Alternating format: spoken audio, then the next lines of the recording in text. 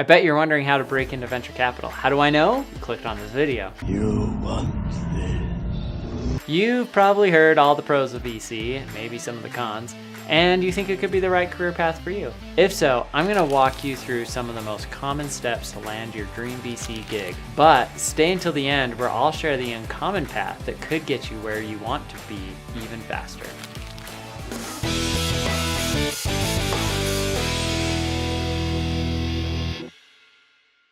All right, so first, let's make sure that we're on the same page about what venture capital is and isn't. Venture capital is not sitting in a cushy plush chair on television and squabbling with other investors and asking inane questions to entrepreneurs. I've given up trying to argue with you. Real venture capital is a profession. You're investing other people's money. You're basically an asset manager. So people give you money, you take that money, you invest it in companies, and then you spend time helping those companies grow and develop. And eventually you hope that those companies can grow and become huge successes that can generate massive returns. Which brings us to the pros of being a VC.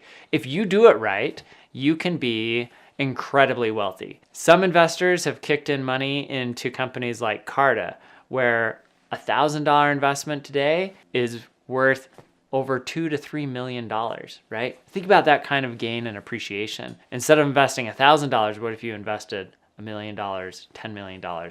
What kind of huge outcomes you could generate? Other pros are, like, for me, I love investing in companies as a VC because I'm a very intellectually curious person. And so every day I get to meet with entrepreneurs, learn about new business models, new technologies. You're always on the cutting edge, which is super fun. I also like building things alongside other people and helping them achieve their dreams, which is a big part of what venture capitalists do. Now, let's talk about some of the cons. Venture capital is not really built out for everybody. So for one, it's extremely hard to land a job in venture. There are as many jobs in venture capital as there are in professional sports. Think about that for a minute. Like, what does it take to become a professional athlete, right? It takes a ton of work and a lot of luck. And it's not too dissimilar from venture capital. Another con is, I get to back some phenomenal entrepreneurs, but more often than not, I'm telling people no.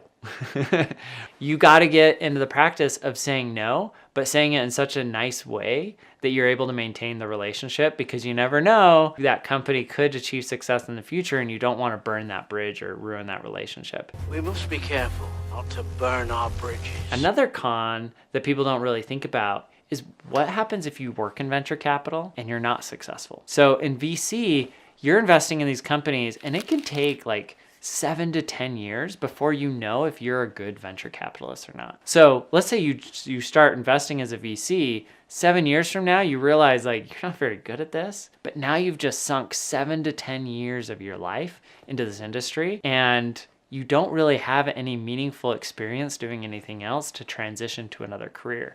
What am I gonna do? What am I gonna do? So in some ways, like, venture capital can be an incredibly risky career choice because it's really hard to make good investments and you don't know if those investments have paid off for a long time. And if they haven't, nobody else is gonna invest more money behind you.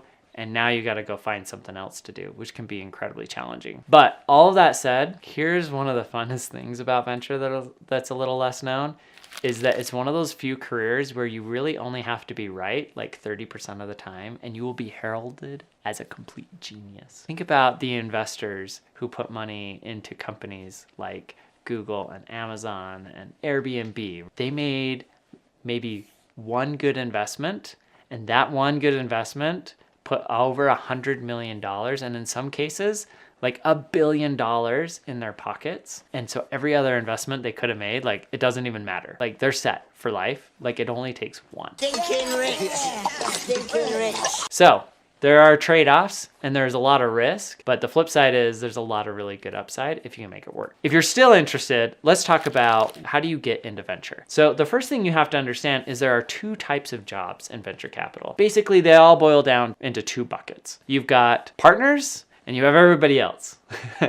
So everybody else would include analysts, associates, administrative assistants, CFOs, all of the support staff. And then you have partners. And partners are the ones that ultimately have the decision-making authority in terms of deciding what deals to invest in. And they also get compensated the most. Basically, the compensation structure breaks down where partners are paid salary, which can be very meaningful. And then on top of that, they're also paid carry. Now, carry is like a bonus on your performance. It's a percentage of the profits of the fund. So if you have a $100 million fund, you invest that $100 million and you turn it into $300 million, let's say, then you're going to capture 20% of the profits. So it'd be $200 million of profits. You're going to get 20% of that, which would be $40 million. That's a pretty good payday. And on top of that, you're also getting paid management fee and salary if you're a partner. Now, if you're not a partner, you're everybody else. And for those individuals, you can make a good living, but you're only going to be paid a salary. So as you're thinking about like venture capital and what kind of job you want to get, you want to be thinking about which of those two buckets you want to work in. So let's talk about those two. So if you want to work as an analyst, right? You're pretty young in your career, you don't have a lot of experience yet, you're probably going to start in your VC career as an analyst or an associate. The easiest pathways for that are to work in investment banking, management consulting, go work for a startup that's successful, and then work your way in and apply to a venture fund. That's probably the easiest way to work as an analyst or associate. If you want to work as a CFO or executive assistant, oftentimes venture funds will post job opportunities for that. And you can just apply like you normally would for any other job. If you want to be a partner, or you want to at least get partner track, you have to be able to demonstrate your ability to do two of three things really well. So the first one is you have to be able to fundraise. The second is you have to be able to source deals. And the third is you have to be able to pick great investments to invest in. Now, you don't have to do all three. You actually only have to be world-class at two of those. But being world-class at even one of those is really challenging. Looks that way. So let's talk about those three and how you might develop the skills necessary to become world-class at those three. So let's talk about skill number one, fundraising. Really, at the end of the day, venture capitalists are entrepreneurs, right? We have to go out and raise money just like entrepreneurs do. And so from a fundraising perspective, here's the thing that's really challenging. As a VC, you have to go to people and convince them that you can manage their money better than they can. If you imagine like how a venture capitalist goes out and pitches, right? Essentially what they're saying is, Hey, so I want you to invest in my fund. I don't know what it's going to be, what I'm going to invest in yet. It's going to be awesome though. Trust me. so there's a lot of salesmanship that goes into it. And ideally, like you're able to sell a track record, but there's also a certain amount of like building relationships with the various types of investors that would find this type of investment interesting. So that would be like high net worth individuals, pension funds, endowments, fund of funds, sovereign wealth funds, etc. And the broader network you have of those types of individuals and the better your ability to sell, the easier it will be for you to fundraise. Now that's a skill in of itself. The next skill is really around sourcing deals. It's not enough to just say, oh, hey, I think like Lyft is going to be a successful business. That's not enough. You need to be able to get access to the deal. Just like in dating, the hot girls have a lot of competition, a lot of suitors. It's the same thing with startups. So the hottest startups that are doing the best, that are disrupting massive industries, have tons of attention from venture capitalists. You have to convince those entrepreneurs why they should let you invest in their company. And that in of itself is a skill set, right? So you have to figure out like, hey, what's my angle? Just like any sales process. Like, am I going to add like unique value, or do I have a unique brand that's going to be super helpful? Or am I just like a really good person that you would want to engage with, right? You got to figure out kind of your angle in terms of how you're going to convince that entrepreneur to take your money. And then the third skill is actually picking the deals. So there could be a lot of hype around a startup, but that doesn't necessarily mean it's a good deal. And so you have to develop the ability to do underlying due diligence and make good investment decisions. Essentially, you have to develop that skill of looking into the crystal ball and predicting the future. All right, so how do you develop these skills? Well, most people, the pathways into venture capital and generating these skills are doing investment banking, management consulting, working at a startup, starting your own company and making it successful, and then leveraging kind of those skills and relationships over time to build out two of those three skills. That incomplete was your training. Here's my tip that I told you I would give you at the beginning of the video. One of the things that I've seen that has been extremely successful for people who have done this is they will go and apprentice with a high net worth individual or angel investor. So what they do is they identify like, hey, this person just exited their business for a lot of money.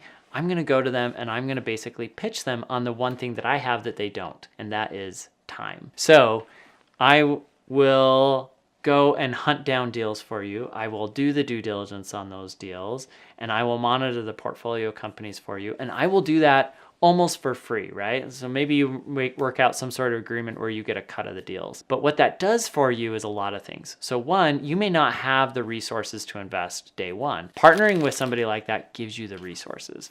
Two, you may not have anything really meaningful of value that you can add to an entrepreneur, but they might because of their expertise. And so you're able to tap into their brand and their expertise to get access to really interesting deals. From there, what that allows you to do is start building a track record where you are identifying investment opportunities, you're doing your due diligence on them and learning how to do that well. You're learning from the high net worth individual or angel investor. They're providing the capital and you're along for the ride. And when you're done, you will have built a track record that you can sell to potential investors and say, hey, I sourced this deal, I did the due diligence and I tracked it and I have a great relationship with the entrepreneur. It also gives you the ability to develop that skill set around investing.